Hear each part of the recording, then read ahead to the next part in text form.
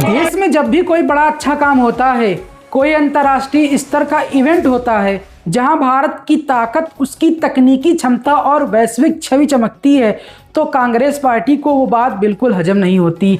जैसे ही कोई मौका मिलता है कि देश आगे बढ़ रहा है, दुनिया भारत को देख रही है, सम्मान दे रही है, तुरंत कांग्रेस वाले दिमाग लगाने लगते हैं कि कैसे इसमें बाधा डालें, कैसे इसे खराब करें, कैसे देश की इज्जत को अंतर्राष्ट्रीय मंच पर नीचा दिखाएं।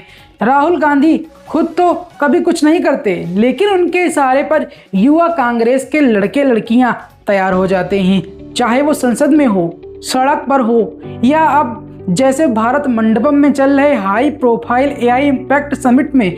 ये समिट जहां दुनिया भर के टेक लीडर्स, ग्लोबल कंपनियों के सीईओ जैसे सैम आल्टमैन, सुंदर पिचाई, राष्ट्रपति मैक्रो, संयुक्त राष्ट्र महासचिव तक पहुंचे, भारत की एआई में अग्रणी भूमिका की तारीफ कर रहे हैं, वहां ये युवा कांग्रेस वाले घुसाए, शर्ट उतार कर अधनंगे हो गए, पीएम इज कॉम्प्रोमाइज्ड जैसे नारे लगाए, भारत अमेरिका के बीच हुए अंतरिम व्यापार समझौते के खिलाफ चिल्लाए, पवेलियन पवेलियन घूमकर हंगामा मचाया, बस इसलिए कि अगर देश का नाम रोशन हो रहा है तो उन्हें जलन हो रही है।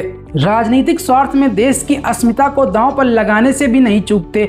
अगर आप सच्चे देशभक्त हैं तो समझिए कि राजनीति करनी है तो सरकार की गलत नीतियों पर सवाल उठाइए, घेरिए, बहस कीजिए, लेकिन देश की भलाई के लिए हो रहे ऐसे बड़े इवेंट्स में दखल अंदाजी करके, विदेशी मेहमानों के सामने शर्मिंदगी पैदा करके भारत को बदनाम करने की कोशिश मत कीजिए।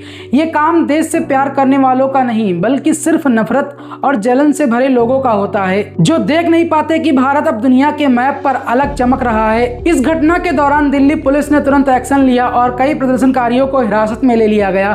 भारतीय युवा कांग्रेस ने सोशल मीडिया पर पोस्ट करके इसे जस्टिफाई करने की कोशिश की, लिखा कि देश की अस्मिता से कोई समझौता नहीं और इंकलाब जिंदाबाद। लेकिन भाजपा ने इसे देश विरोधी कृत्य बताया। प्रवक्ता प्रदीप भंडारी ने कहा कि कांग्रेस एंटी इंडिया पार्टी है, राहुल गांधी के इशारे पर ऐसे काम करती है, और जब भारत का सम्मान होता है तो राहुल और वाड्रा परिवार को मिर्ची लगती है, उन्हें माफी मांगनी चाहिए। वहीं शहजाद पूनावाला ने तंज कसा कि कांग्रेस के लिए अब एआई अब आकांक्षी भारत नहीं बल्कि राष्ट्र विरोधी कांग्रेस, एंटी नेशनल कांग्रेस है। उन्होंने कहा कि दुनिया भर में इस समिट की तारीफ हो रही है, यहाँ तक कि शशि थरूर ने भी इसे उत्कृष्ट बताया, लेकिन राहुल गांधी के इशारे पर ये चरित्रहीन, बुद्धिहीन और भावहीन विरोध कर रहे हैं। ये भारत की उपलब्धियों के खिलाफ है।